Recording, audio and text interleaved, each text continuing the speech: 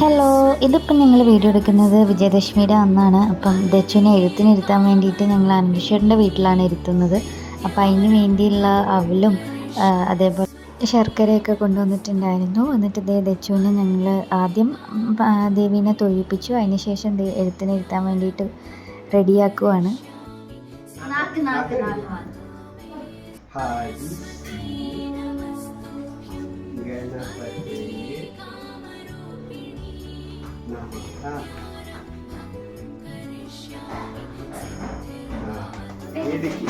നമുക്ക് ഇതില് പേരുണ്ട് അച്ചേരി കേട്ടോ, അച്ചേരി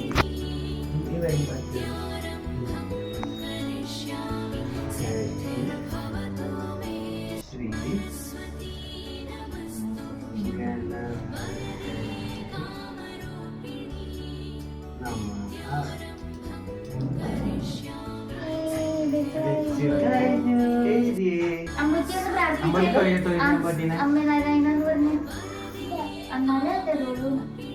പറയൂ കണ്ണാ, നല്ല വളരെ